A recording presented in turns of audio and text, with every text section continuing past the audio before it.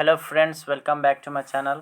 अगर आप भी हैं हेड मास्टर बनने के इच्छुक तो आप लोगों के लिए बीपीएससी ने नोटिफिकेशन जारी कर दिया है। यहाँ पे आप लोग देख सकते हैं, important notice advertisement and instruction for applying online for the post of head master in senior secondary school under education department government of Bihar. यहाँ पे आप लोग देख सकते हैं सीनियर सेकेंडरी स्कूल, यानी कहने का मतलब हो गया +2 वाले जितने भी विद्यालय हैं वहाँ पे अगर आप हेड मास्टर बनना चाहते हैं तो आप लोगों के लिए यहाँ पे आ चुका है नोटिफिकेशन।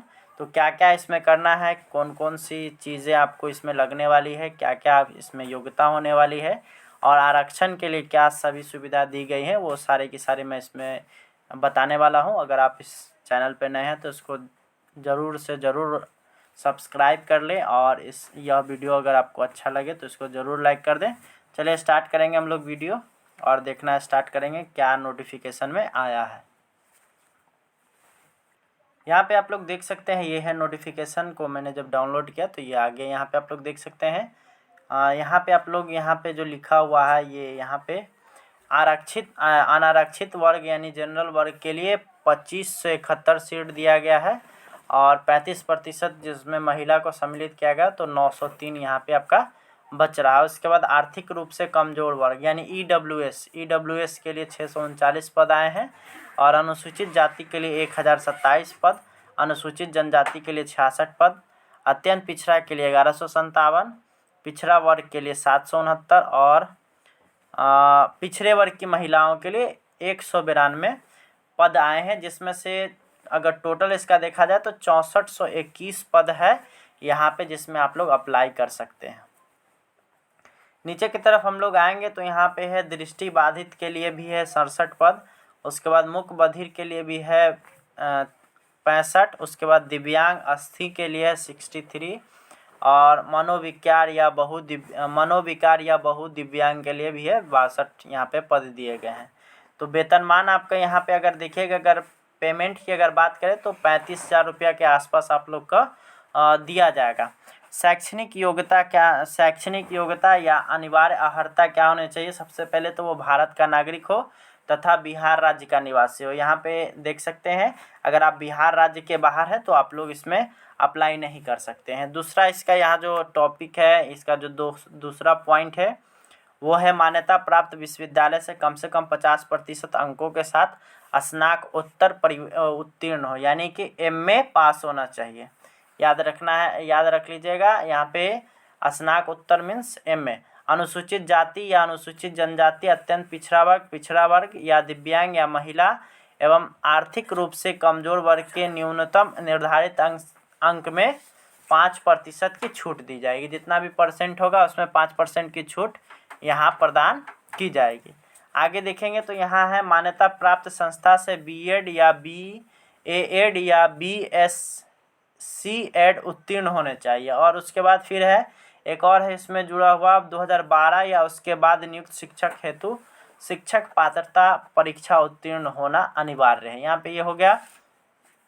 उसके बाद अगर अनुभव की बात की जाए तो यहाँ पे है राज्य सरकार के विद्यालयों में पंचायती राज संस्था एवं नगर निकाय संस्था अंतर्गत माध्यमिक शिक्षक पद पर न्यूनतम 10 वर्ष की लगातार सेवा प्रदान की हो। यहाँ पे है आप लोग देख सकते हैं माध्यमिक शिक्षक के पद पर, यानी कि हाई स्कूल में होने चाहिए और उनका जो 10 साल हो जाना चाहिए उनके ड्यूटी को। उसके बाद है CBSE ICSA BSEB के अस्थायी संबद्धता प्राप्त विद्यालयों में माध्यमिक शिक्षक के पद पर न्यूनतम 12 वर्ष की लगातार सेवा में रहे हों। CBSE यानी कि जो भी प्राइवेट स्कूल वाले जो भी CBSE बोर्ड से एफिलेटेड है, उनसे जुड़े हुए हैं, तो वहाँ पे आप लोग अगर माध्यमिक शिक्षक यानी कि हाई स्कूल में अगर आप 12 वर्ष से अधिक की सेवा कर चुके हैं तो आप इसमें अप्लाई कर सकते हैं। उसके बाद है आगे के राज्य सरकार विद्यालय में पंचायती राज संस्था एवं नगर निकाय संस्था अंतर्गत उच्च माध्यमिक विद्यालयों में पद पर न्यूनतम 8 वर्षों पर लगातार काम कर रहे हो। यानी कि +2 वाले विद्यालय में अगर 8 वर्ष अगर सरकारी हैं तो 8 वर्ष, और अगर वहीं प्राइवेट की बात की जाए या CBSE ICSE या BSEB से अगर बात की जाए तो वहाँ 10 वर्ष यहाँ पे होना चाहिए +2 विद्यालय में। उसके बाद है नीचे की तरफ आइएगा तो यहाँ पे शैक्षणिक योग्यता एवं अनुभव से संबंधित सभी प्रमाण पत्र ऑनलाइन आवेदन भरने की अंतिम तिथि 28/3 से पूर्व का निर्गत होना चाहिए, अन्यथा उम्मीदवार की उम्मीदवारी रद्द कर दी जाएगी। यानी 28/3/2022 इसका लास्ट डेट है। उम्र सीमा की अगर बात की जाए तो यहाँ पे आप देख सकते हैं पंचायती राज संस्था एवं नगर निकाय संस्था अंतर्गत कार्यरत शिक्षकों के लिए न्यूनतम एवं अधिकतम आयु सीमा अलग से निर्धारित नहीं की गई है। CBSE, ICSE, BSEB से संबंध प्राप्त कार्यरत शिक्षकों के लिए दिनांक 1/8/2001 की न्यूनतम आयु 31 वर्ष तथा अधिकतम आयु 47 वर्ष होना चाहिए। आरक्षित वर्ग में शिक्षकों के लिए अधिकतम आयु सीमा में सामान्य प्रशासन विभाग बिहार सरकार द्वारा प्रावधानित छूट दी गई है। वार्षिक सेवानिवृत्ति की आयु 60 वर्ष निर्धारित है। यानी कहने का मतलब इसके अलावा जो भी लोग आते हैं वो 60 वर्ष से पहले के अगर हैं तो वो इसमें अप्लाई कर सकते हैं। उसके बाद एक क्रमिक एवं प्रशासनिक सुधार विभाग बिहार के संकल्प ज्ञापक इतना 2374 दिनांक 16/7/2007 के आलोक में बिहार सरकार के ऐसे सेवक, बिहार सरकार के नियमित रूप से नियुक्त सरकारी सेवक जो 3 वर्षों की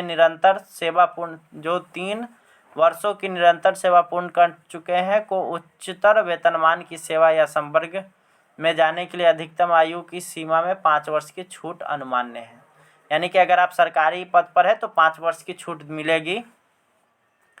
और उसके बाद है बिहार सरकार के सरकारी सेवक को आयु सीमा से छूट का दावा करने की स्थिति का सक्षम प्राधिकार द्वारा निर्गत प्रमाण पत्र जमा करना अनिवार्य होगा। उसके बाद आगे अगर हम लोग देखें तो यहाँ पे है लिखित परीक्षा की अगर बात किया जाए तो विज्ञापित पदों के विरुद्ध नियुक्ति हेतु सुयोग्य उम्मीदवारों के चयन के लिए आयोग द्वारा लिखित परीक्षा का आयोजन किया जाएगा। यह परीक्षा 150 अंकों का होगा। यहाँ पे आप लोग देख सकते हैं जो वस्तुनिष्ठ बहुविकल्पीय होंगे जिसमें सामान्य अध्ययन 100 अंक और B.Ed कोर्स से संबंधित 50 अंक की परीक्षा OMR सीट पर ली जाएगी। प्रत्येक प्रश्न का 1 अंक निर्धारित है तथा प्रत्येक गलत उत्तर के लिए 0.25 अंक काटे जाएंगे। अगर आपका 4 प्रश्न गलत हो जाते तो 1 अंक कट जाएगा। और परीक्षा की जो अवधि होगी वो 2 घंटे होंगे। यानी 120 मिनट में आपको 150 प्रश्न का आंसर करना है। साक्षात्कार यानी कि अगर यहाँ पे साक्षात्कार की बात की जाए तो इसमें साक्षात्कार नहीं लिया जाएगा।